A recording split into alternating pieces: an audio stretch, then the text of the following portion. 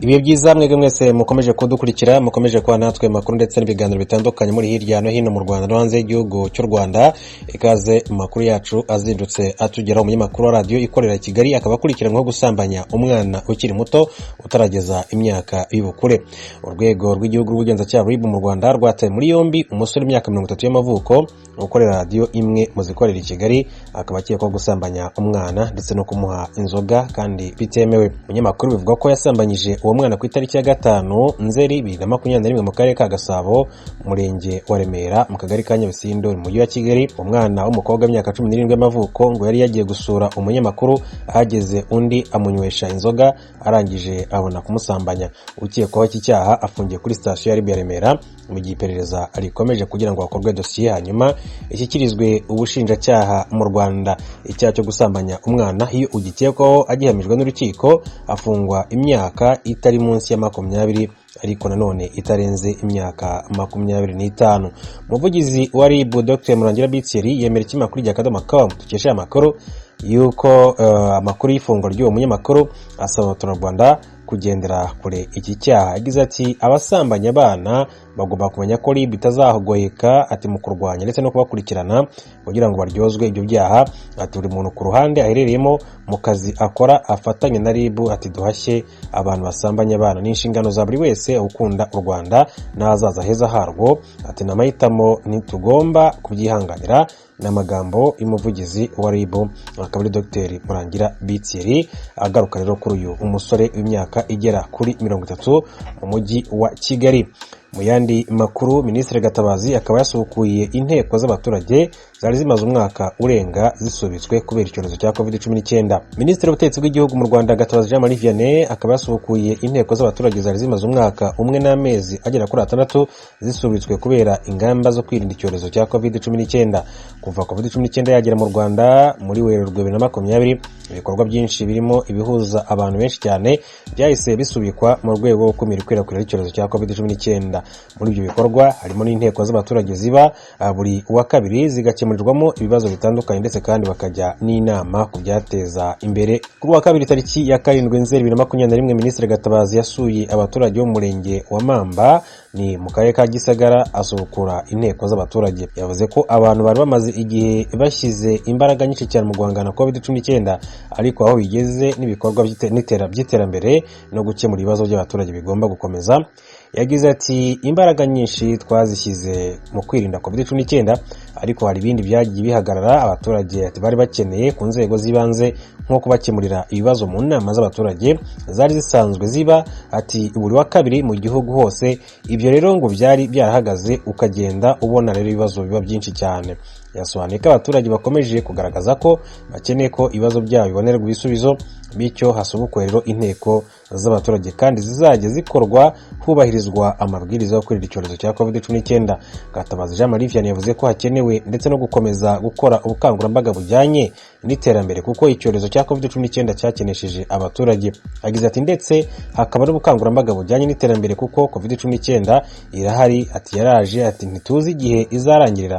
Ati ubuzima bugomba no gukomeza, abaturage bagomba kwinjira mu iterambere ati bagomba kandi kwibutswa iterambere na gahunda z'ubuzima bwabo.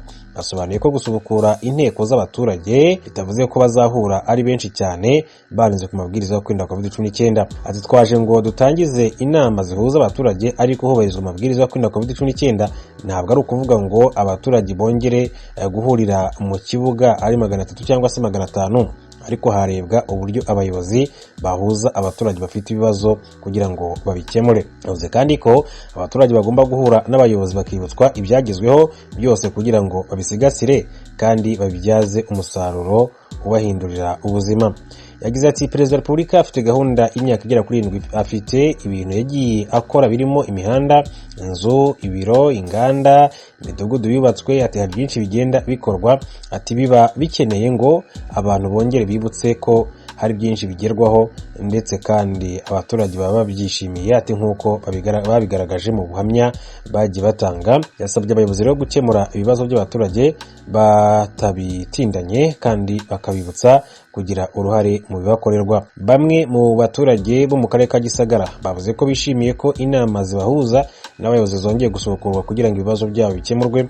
kandi byaje n'inama ati kubyo rero bakora byabateza imbere. Uwitwa Nagize iki Boniface yagize ati mbere na mbere ndashima ko inteko z'abaturage zongeye gusubukurwa, ibibazo byacu bikaba bigiye kuba kujya bikemurwa kandi tukajya inama yo gukora ikiduteza imbere. Muri rusange abaturage mu karere ka Gisagara bashimye ibyiza bagezeho, ibikorwa remezo begerejwe birimo uruganda rw'amashanyarazi akomoka kuri Nyiramugengeri rwahubatswe, ibyumba by'amashuri, amavuriro y'ibanze mu tugari, inganda zitunga ibikomoka ku buhinzi n'ibindi. Minisitiri Gatabazi akaba yasabye rero gufata neza ibyo bikorwa remezo kandi bagaharanira gukora cyane kugira ngo biteze imbere bagire imibereho myiza. Amagambo ya Minisitiri w'Ubutegetsi bw'Igihugu mu Rwanda Minaloc akaba ari Jean Marie Vianney Gatabazi. Yandi makuru, abayobozi b'inzego z'umutekano mu ntara y'Iburasirazuba bagaragaje ibyaha bigera kuri 5 uko biyoboye ibindi bikorerwa mu karere ka Rwamagana, aho ikiza imbere kiruta kuruta ibindi ari ubujura. Byaha byagaragajwe kuri wa kabiri tariki ya 7 Nzeri 2021 ubwo habaga inama mpuzabikorwa y'akarere ka Rwamagana yahurijwemo abayobozi mu nzego zitandukanye kuva ku karere kugera ku mudugudu. Iyi nama yari ifite insanganyamatsiko igira iti uruhare rw'umuyobozi n'umuturage mu miyoborere myiza. Umuyobozi w'urwego rw'ubugenzacyaha RIB mu ntara y'Iburasirazuba witwa Luto Hibel yavuze ko muri aka karere hari ibyaha bigera kuri 5 nk'umuyobozi ati nk'ubuyobozi bakwiye rero gufatanya kurwanya kugira ngo umutekano umere neza. Yagize ati cyambere dufite icyaha cy'ubujura ati cyihariye, ntabwo ari ubujura bukomeye ariko nabwo ati burahari ariko si bwinshi. Ati ubujura bworoheje ati burahari cyane. Icya kabiri dufite urugomo rwo gukubita ndetse no gukomeretsa, iki nacyo ni ikibazo gikomeye cyane. Icya gatatu dufite gusambanya abana. Icya kane ibiyobyabwenge. Icya gatanu ni uguhotera abana ati hagati no guhoterana hagati y'abashakanye. Umuyobozi wa polisi mu ntara y'Iburasirazuba CP Hatar Emmanuel yavuze ko akarere ka Rwamagana kaza ku mwanya wa 3 muri intara nyuma ya Nyagatare na Gatsibo, ariko avuga ko ku cyaha cy'ubujura gikomeje kwiyongera cyane. Asabye abayobozi mu nzego z'ibanze no gufatanya n'iz'umutekano no kurwanya urugomo rukunze gutera impfu za hato na hato mu baturage. Umuyobozi w'akarere ka Rwamagana Mbonyumvunyira Jabu yavuze ko aka karere kagizwe n'igice kinini cyane cy'umujyi, ibi bigatuma hari abantu baza kuhashaka ubuzima banakora imirimo itandukanye, hakazamo n'ibikorwa by'ubujura. Ati icyo navuga ku bufatanye n'inzego z'umutekano nuko nta ukora ibyaha ngo aducike. Ati harabigerageza ati nijoro ati bitwaje intwaro akavamo rimwe na rimwe, rero ati no kuba baraswa ariko nta mujura ujya uducika. Uyu muyobozi yavuze ko uretse uruhare rw'ubuyobozi hakwiriye rero n'uruhare rw'umuturage mu gukumira ibyaha bitandukanye birimo ubujura n'abandi bahungabanya umutekano w'abaturage muri aka karere ka Rwamagana. Abayoboye kudeta muri icyo gihugu bahamagaje ku munsi w'ejo abaminisitiri n'abandi bategetsi bakomeye ba leta mu nama yo kugerageza gusubiza mu buryo ibintu. Abakoze kudeta kandi bongeye gufungura imipaka yo ku butaka no mu kirere bari bafunze ku cyumweru. Inkuru y'Ijwi ry'Amerika turagezwaho na Temistokle Mutijima. Aba basirikare banasabye abakozi ba leta gusubukura imirimo uhereye kuri uwa mbere mu guhamagaza abahoze muri guverinoma n'abakuru b'ibigo bya leta. Abahiritse ubutegetsi bavuze ko uhirahira akanga kwitaba agomba gufatwa nk'urwanya inama y'igihugu ishinzwe iterambere no guhuriza hamwe abanyagihugu CNRD, urwego bashyizeho ruyoboye igihugu mu buryo bw'inzibacyuho. Abasirikare kandi batangaje isaha ya 2:00 z'umugoroba nk'iy'abaturage bagomba kuba batashye mu ngo mu gihugu hose. Abahoze bagize guverinoma basimbujwe abanyamabanga bakuru muri buri ministeri mu rwego rwo gukomeza imirimo yazo ya buri munsi.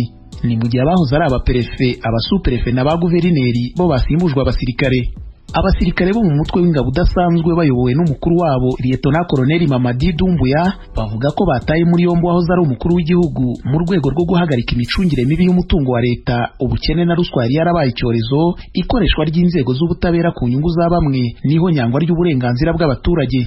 Abahiritse ubutegetsi banatangaje iseswa ry'izindi nzego z'imitegekere. Byitezwe ko kuri uyu wa mbere bagira byinshi batangaza ku bijyanye n'aho berekeza igihugu nyuma y'ihirikwa ry'ubutegetsi ryamaganwe ku ruhando mpuzamahanga ariko rigasanganizwa ibyishimo mu murwa mukuru Conakry. Video igaragaza Bwana Konde yatangajwe n'abahiritse ubutegetsi imugaragaza atuje ariko bigaragara ko yatsinzwe, yambaye ipantaro y'ikoboyi n'ishati yicaye mu ntebe y'umufariso. Abahiritse ubutegetsi bijeje ko ameze neza kandi afashwe neza.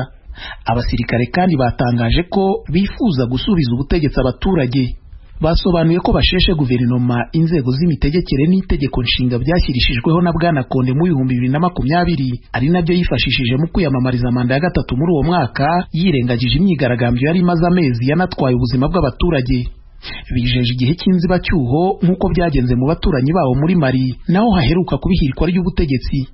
Ihirika ry'ubutegetsi ritunguranye rishyize ku ndundura amezi menshi y'ingorane mu bya politiki no mu bukungu, zongerewe ubukana n'icyorezo cya COVID-19, igihugu kiyobowe mu buryo bw'igitugu n'umuntu ku giti cye, nk'uko abanenga Perezida Konde wari ku butegetsi kuva mu 2010 babivuga, aho bumvikanisha ko yagiye ahinduka umuntu wihugiyeho. Iri hirikwa ry'ubutegetsi bwa Perezida Alpha Konde ryinjiye mu mateka mabi y'iki gihugu gikennye kandi gihora mu ngorane, mu gihe nyamara gikize ku mabuye y'agaciro n'ibikomoka kuri peteroli. Imyaka ibarirwa muri mirongo kuva cyabona ubwigenge mu 1958 kikaba cyaragiye